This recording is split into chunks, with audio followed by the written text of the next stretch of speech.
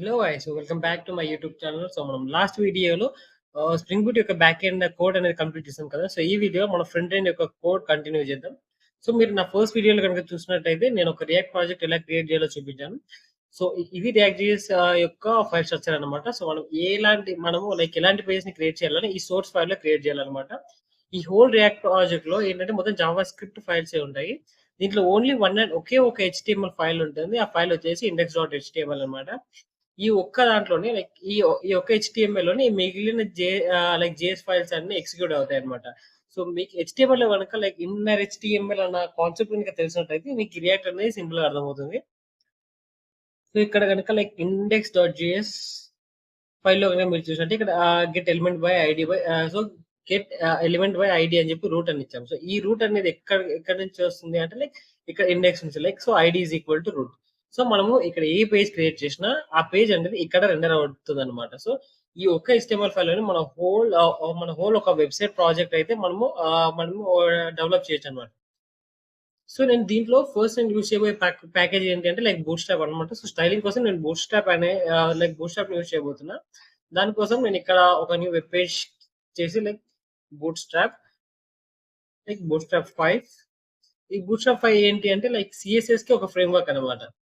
So like మనకి ఏదైనా ఒక వెబ్ పేజ్ రెస్పాన్సివ్ చేయాలంటే మనము like at the rate media media queries అని చెప్పి మనం రాస్తాం కదా లైక్ సిఎస్ఎస్ లో. అలాంటి అవసరం లేకుండా మనం సింపుల్ గా ఈ బూట్స్ట్రాప్ యొక్క ప్యాకేజ్ మనం యూస్ చేసుకున్నట్టయితే ఆటోమేటిక్ గా లైక్ కంటెంట్ అనేది రెస్పాన్సివ్ అయిపోతుంది. సో దీన్ని మన ప్రాజెక్ట్ లో ఎలా యూస్ చేసుకోవాలంటే లైక్ ఇక్కడ సిఎస్ఎస్ లింక్ ఉంటుంది. సో దీన్ని కాపీ చేసుకోవాలి. సో దీన్ని ఇక్కడ ఇండెక్స్ సో మన హెడర్ టైటిల్ లో లైక్ పేస్ట్ చేయాలి. సో నేను ఇక్కడ పేస్ట్ చేసి అండ్ మనకు ఇక్కడ జేఎస్ ఫైల్ కూడా ఉంటుంది. దాన్ని కూడా మనం కాపీ పేస్ట్ చేసుకోవాలి. సో ఇక్కడ కనుక మీరు చూసినట్టయితే ఎస్ఆర్సి. సో దీన్ని కూడా కాపీ పేస్ట్ చేసుకోవాలి.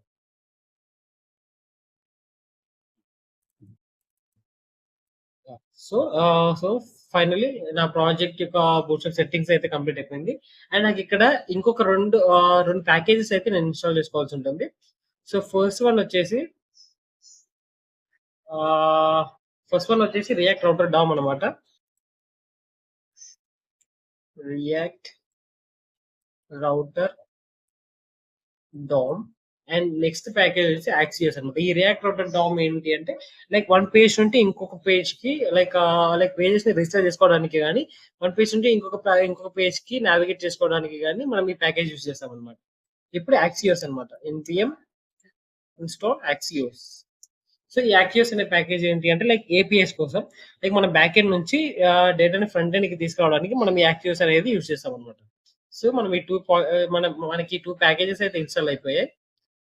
So let start our coding. So first so ఇది నా హోమ్ పేజ్ అనమాట. లైక్ ఇది లైక్ మన ప్రాజెక్ట్ క్రియేట్ చేసినప్పుడు బై డిఫాల్ట్ గా వచ్చే పేజ్ అనమాట. సో ఈ పేజ్ అనమాట.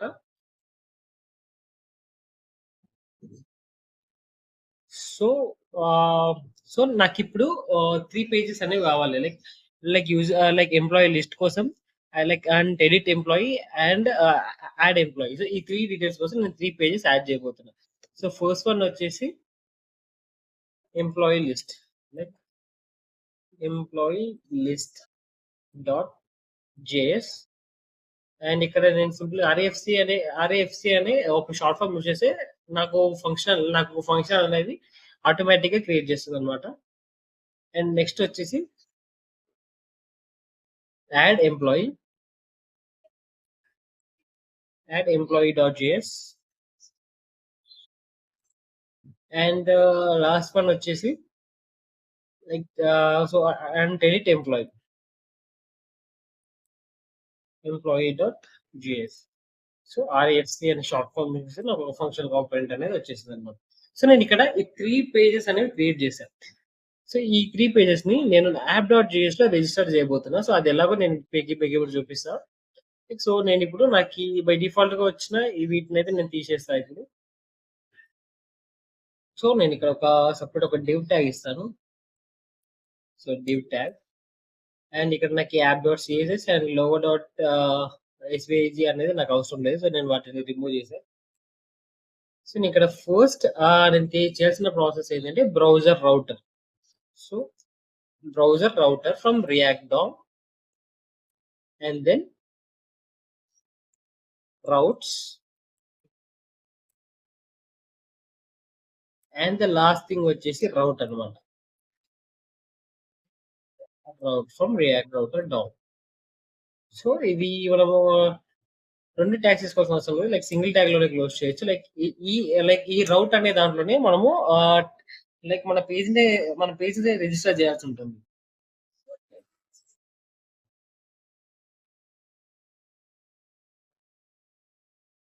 సో దానికోసం నేను ఏం చేస్తానంటే లైక్ ఫస్ట్ ఎలిమెంట్ అనే ట్యాగ్ తీసుకొని దీంట్లో నేను ఏ పేజ్ ని యాడ్ చేయబోతున్నా దాన్ని నేను ఇక్కడ ఇంక్లూడ్ చేస్తాను. సో ఫస్ట్ ఎగ్జాంపుల్, సో నాకు ఫస్ట్ లైక్ ఎంప్లాయీ లిస్ట్ కావాలి. సో ఎంప్లాయీ లిస్ట్ మనకి ఇక్కడ మీకు ఇక్కడ సజెషన్ లో వస్తుంది లైక్ ఎంప్లాయీ లిస్ట్ అనే ఫైల్ ని ఇంపోర్ట్ చేసుకున్నాం. సో మనం దీన్ని ఎంటర్ చేస్తే ఆటోమేటిక్ గా ఈ పేజ్ ని సో ఈ పేజ్ ని మనం ఇంపోర్ట్ చేసుకున్నాం. అండ్ నెక్స్ట్ దీనికి ఒక పాత్ ఇవ్వాలి కాబట్టి నేను ఇదే నా హోమ్ పేజ్ గా తీసుకుంటున్నా. సో నేను పాత్ వచ్చేసి జస్ట్ స్లాష్ లైక్ నా ఫస్ట్ హోమ్ పేజ్ ఎంప్లాయీ లిస్టే వస్తుంది అనమాట. అండ్ నెక్స్ట్ ఏంటంటే సో నెక్స్ట్ ఒక route element is equals to and ఇది వచ్చేసి add employee. So by default గా అది ఇంపోర్ట్ అయిపోతుంది. అండ్ పాత్ వచ్చేసి ఇది స్లాష్ యాడ్ అని ఇస్తున్నా అండ్ ట్యాగ్ క్లోజ్ అండ్ మళ్ళీ ఒక tag route element is equals to and ఈసారి so like and edit employee. So edit ఎంప్లాయీని కూడా తీసుకున్నా and then like path equal to slash edit. Like, oh.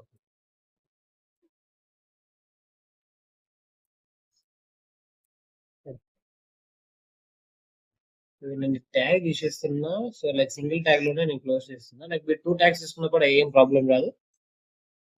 So నా pages అన్ని నేను ఇప్పుడు రిజిస్టర్ చేసుకున్నా. సో నేను ఇప్పుడు నా ప్రాజెక్ట్ ఓపెన్ చేసినప్పుడే నాకు ఎంప్లాయీ లిస్ట్ యొక్క పేజ్ అనేది ఓపెన్ అవుతుంది అనమాట. ఫర్ ఎగ్జాంపుల్ మనకి ఇక్కడ బ్లాంక్ ఉంది కదా. సో నేను ఇక్కడ ఏం చేస్తాను అంటే h1 ట్యాగ్ ఇచ్చి ఎంప్లాయీ లిస్ట్ అని ఇస్తాను. సో మీరు కనుక ఇప్పుడు చూసినట్టయితే సో నాకు ఎంప్లాయీ లిస్ట్ అనే పేజ్ అనేది ఓపెన్ అయిపోయింది అనమాట. అండ్ అలాగే లైక్ ఇక్కడ యాడ్ ఎంప్లాయీ దగ్గర యాడ్ ఎంప్లాయీ అని ఇస్తా. h1 add employee and the last one edit employee.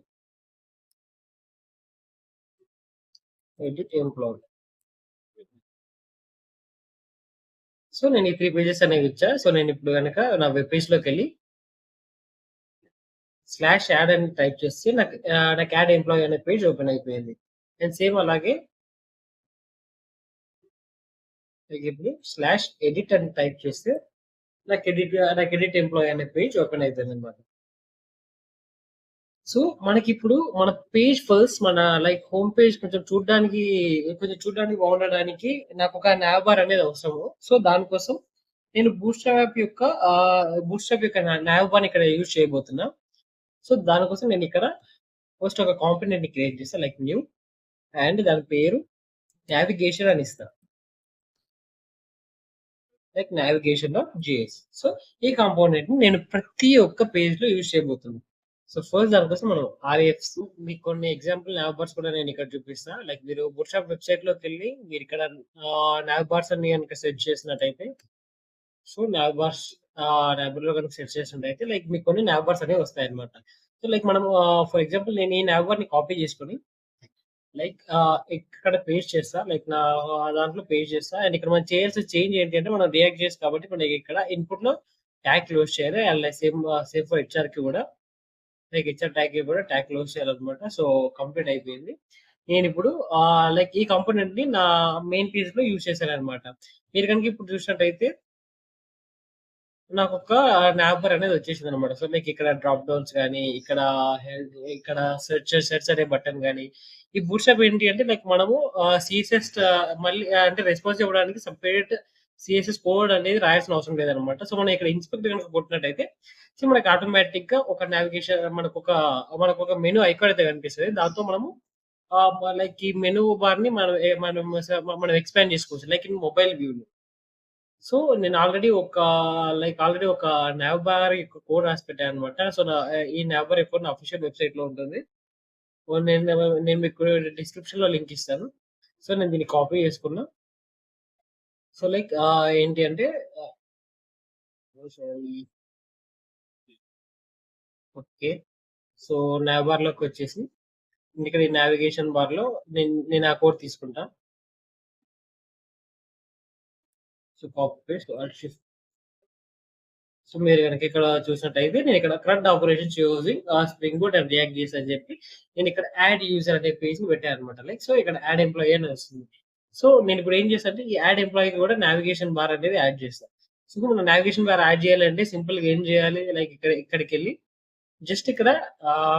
Just ఇక్కడ మనము నావిగేషన్ కాంపోనెంట్ ని ఇంపోర్ట్ చేసుకుంటే చాలు. సో నేను ఇక్కడ కాంపోనెంట్ ని ఇంపోర్ట్ చేసుకున్నా. సో నేను ఇక్కడ మళ్ళీ వెనక్కి వెళ్ళినట్టయితే సో ఇక్కడ యాడ్ యూజర్ టైప్ చేయగానే నాకు ఇక్కడ యాడ్ ఎంప్లాయీకి కూడా nav బార్ అనేది వచ్చేసింది.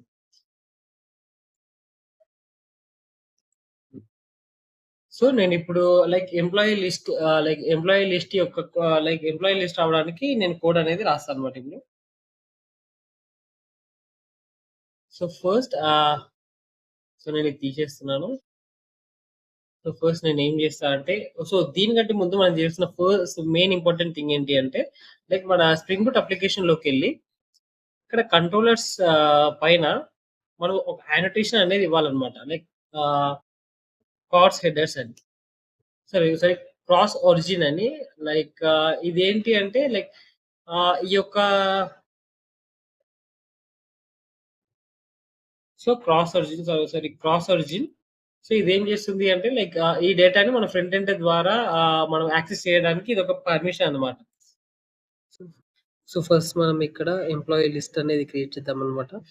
సో నేను ఇక్కడ ఏంటి అంటే ఫస్ట్ ఒక వేరియబుల్ ని క్రియేట్ చేస్తున్నా అండ్ ఆ వేరియబుల్ కి నేను ఎంప్లాయీ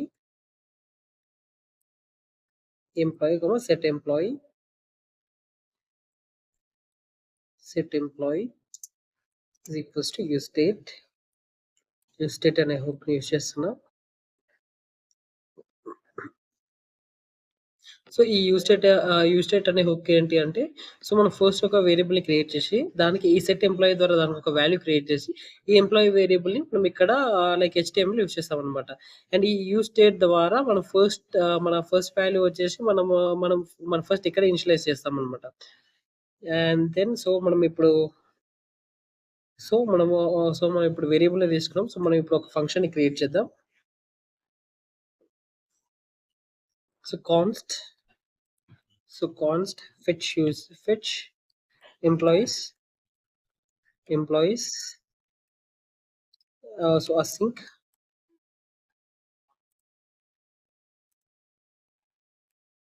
arrow function అండ్ నేను ఇక్కడ const రెస్పాన్స్ అనే ఒక వేరియబుల్ ని తీసుకొని దీనికి నేను లైక్ బ్యాక్ ఎండ్ నుంచి డేటాని దీనికి నేను లైక్ అప్లై చేస్తాను అనమాట.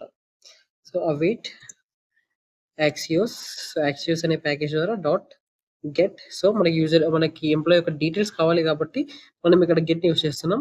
సో మనకి దీనికి కావాల్సిన URL మనం ఇక్కడ ఇన్సోమియాలోకి వెళ్తే సో మనం ప్రీవియస్ గా మనము లైక్ ఎంప్లాయీ డీటెయిల్స్ ఫెచ్ చేయడానికి యూస్ చేసిన URL ఉంటుంది కదా, ఆ బ్యాక్ ఎండ్ URL కాపీ చేసుకొని మనం ఇక్కడ పేస్ట్ చేయాలన్నమాట. ఇక్కడ పేస్ట్ చేస్తే మనకి ఈ లింక్ సో ఈ బ్యాక్ ఎండ్ యొక్క లింక్ ద్వారా మనకి బ్యాక్ ఎండ్ నుంచి ఎంప్లాయీ డీటెయిల్స్ ని ఫెచ్ చేస్తుంది అనమాట. సో ఇప్పుడు నెక్స్ట్ స్టెప్ ఏంటి అంటే సో మనం సెట్ ఎంప్లాయీ సో మనకు వచ్చిన డేటాని ఈ ఎంప్లాయీ వేరియబుల్ కి మనం అసైన్ చేయాలన్నమాట. Response dot data and okay. So మనం అయితే కంప్లీట్ చేస్తాం అనమాట. సో ఇప్పుడు మనకి ఎంప్లాయీ డీటెయిల్స్ వస్తున్నాయా లేదా అని చెక్ చేసుకోవడానికి సింపుల్ గా ఇక్కడ console.log of response.data so response.data అని నేను ఇక్కడ కన్సోల్లో ప్రింట్ అవ్వాలి డేటా అనేది లైక్ కన్సోల్లో ప్రింట్ అవ్వాలి అని చెప్పి రాశాను కదా. అని రాసాననమాట. ఈ కన్సోల్ డాట్ లాగ్ ఏంటి అంటే లైక్ కన్సోల్‌లో మనకి ప్రింట్ అవుతుంది డేటా. సో, దీనికోసం మనం ఇక్కడ మన వెబ్‌సైట్‌లోకెళ్ళి మీరిక్కడ ఇన్స్‌పెక్ట్ గనుక చేసినట్టయితే లైక్ కన్సోల్‌లోకెళ్ళాలి. మీరు కన్సోల్‌లో గనుక చూసినట్టయితే లైక్ మీకు ప్రింట్ అవుతుంది. కానీ మీకిక్కడ ప్రింట్ అవ్వలేదు అంటే ఒకసారి రిఫ్రెష్ చేద్దాం. ఓకే. సో, మనకి డేటా అయితే రాలేదు. సో, మనకి ప్రాబ్లమ్ వచ్చేసి ఓకే. మనం ఇక్కడ యూజ్ ఎఫెక్ట్ అనే హుక్‌ని మనం యూజ్ చేయలేదన్నమాట. సో, యూజ్ ఎఫెక్ట్ యూజ్ చేయకపోతే మనకి ఫంక్షన్ అనేది రన్ అవ్వదన్నమాట. So, use effect so, arrow function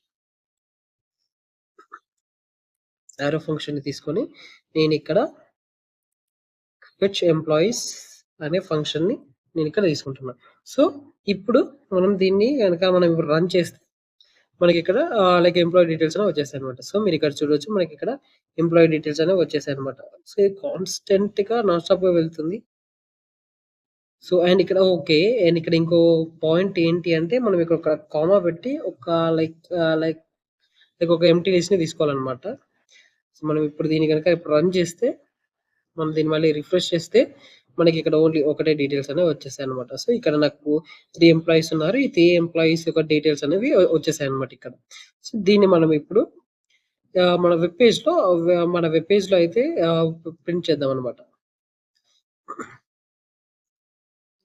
so, నేను ఫస్ట్ ఏం చేస్తా అంటే నేను ఫస్ట్ ఒక డివ్ ట్యాగ్‌తో కంటైనర్ తీసుకుంటా. సో, నేను ఇప్పుడు ఫ్రంట్ ఎండ్ కోడ్ రాస్తానన్నమాట. So, div class name container empty5 and నేనొక కంటైనర్‌ని క్రియేట్ చేసుకున్నా. నేనిక్కడ h2 తీసుకుంటా. లైక్ h2 అండ్ ఇక్కడ క్లాస్ నేమ్ అండ్ నాకు టెక్స్ట్ సెంటర్‌లో కావాలి. టెక్స్ట్ సెంటర్ అండ్ ఫాంట్ వచ్చేసి బోల్డ్‌లో కావాలి. సో, బోల్డ్ అండ్ మార్జిన్ వచ్చేసి 4. సో, నేనిక్కడ ట్యాగ్ అనేది క్లోజ్ చేశా. అండ్ ఇక్కడ ఎంప్లాయీ లిస్ట్ అని చేస్తున్నా. So, employee list.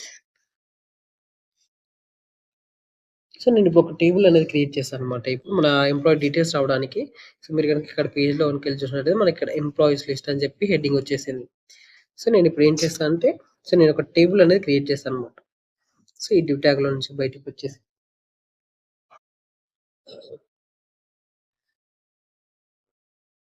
సో, నేనిక్కడ ఈ హెడ్డింగ్ లోపల ఈ కంటైనర్ లోపల నేను ఇంకో టేబుల్ అనేది క్రియేట్ చేస్తాను.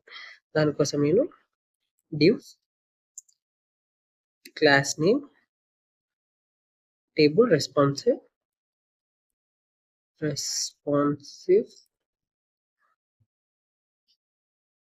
అనే సో, నేను ఫస్ట్ ఒక డెఫినిషన్ ట్యాగ్ తీసుకొని నేనొక టేబుల్ అనేది క్రియేట్ చేశానన్నమాట. అండ్ దెన్ నేనిక్కడ ఒక టేబుల్ అనేది క్రియేట్ చేశా. So, table and class name table and table stripped. So, table strip and నాకు టేబుల్ బార్డర్డ్ కాదు. సో, నాకొక బార్డర్ కావాలన్నమాట. సో, దానికోసం నేను table bordered and table over అని తీసుకుంటున్నా. సో, నాకు టేబుల్ అనేది క్రియేట్ అయిపోయిందన్నమాట. నాకిప్పుడు టేబుల్ హెడర్ కావాలి. సో, దానికోసం నేను టీహెడ్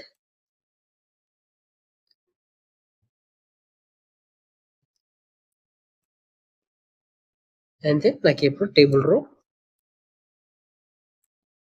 రోలో సో, టేబుల్ హెడర్ ఫస్ట్ వచ్చేసి ఎంప్లాయీ ఐడి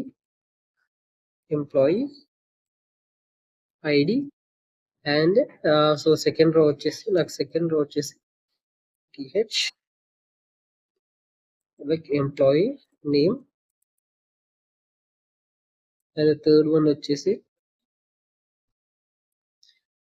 సో, మనకి ఏమేం డీటెయిల్స్ ఉన్నాయి. సో, మనం ఒకసారి లైక్ మళ్ళీ ఇక్కడికెళ్ళి చూద్దాం.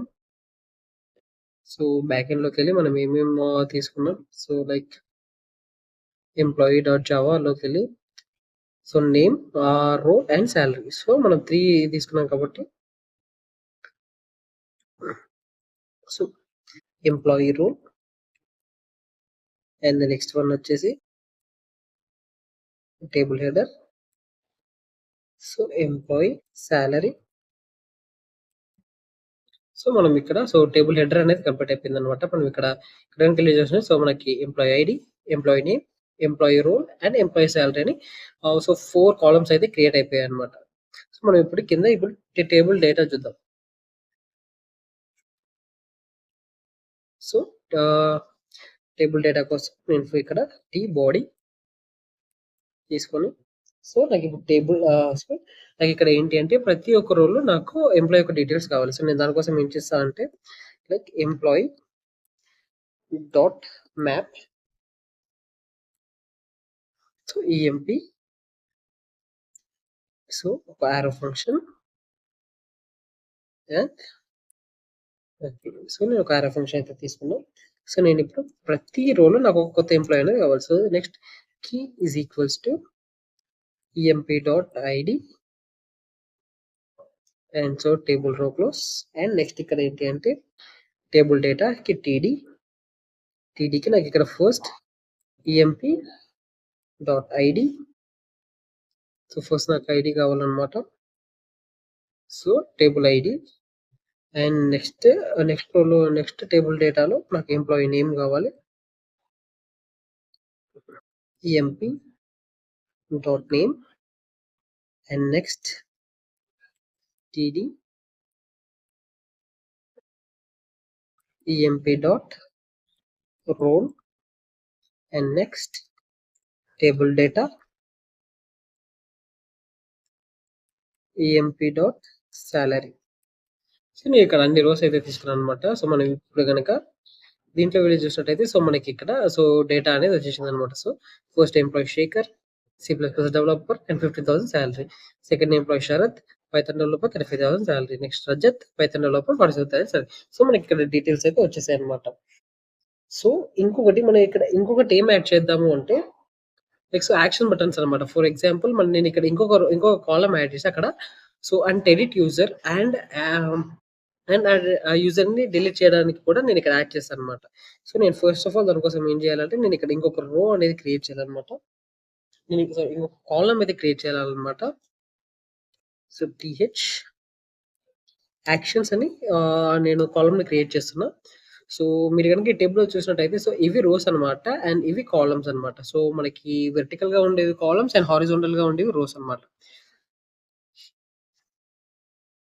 సో ఈ యాక్షన్స్ లో నేను 2 బటన్స్ అనేవి క్రియేట్ చేస్తా. సో నేను ఇక్కడ ఏం చేస్తాను అంటే 2 బటన్స్ అనేవి క్రియేట్ చేస్తాను అనమాట. దానికంటే ముందు నేను లైక్ ఎంప్లాయీని డిలీట్ చేయడానికి నేను ఇక్కడ ఒక ఫంక్షన్ అనేది క్రియేట్ చేయాలన్నమాట. సేమ్ మనం ఇప్పుడు ఫెచ్ ఎంప్లాయీస్ ఎలా అయితే క్రియేట్ చేసామో సేమ్ అలాగే సో ఎంప్లాయీ డీటెయిల్స్ ని డిలీట్ చేయడానికి కూడా నేను ఒక ఫంక్షన్ అనేది రాయాలన్నమాట. సో దానికోసం ఏంటి అంటే so const delete user equals same మనం ఇందాక ఎలాగైతే రాసామో అదే కోడ్ అనమాట. Arrow function await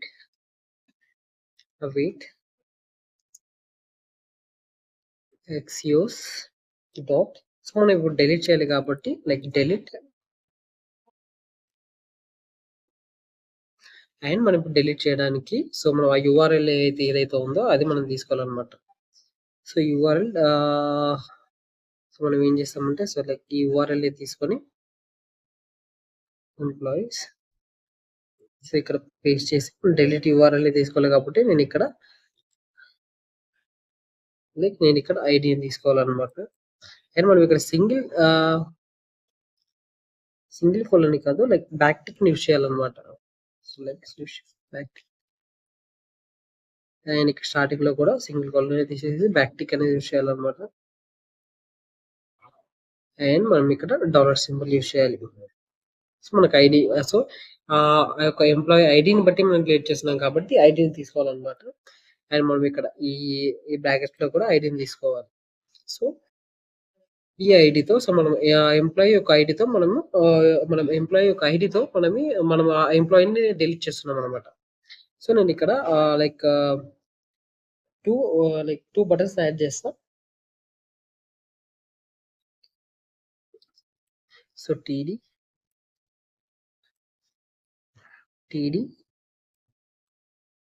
and so, ఈ టేబుల్ డేటాలో ఫస్ట్ వచ్చేసి so, link React router DOM నుంచి లింక్ అనేది యూజ్ చేసుకొని 2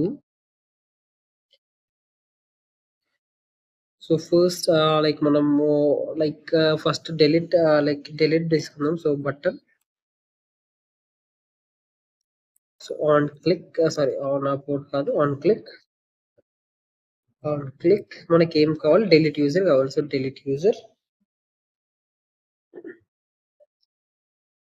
అండ్ మనం డిలీట్ చేసినాం కాబట్టి దీనికి రెడ్ కలర్ అని పెడదాం అనమాట.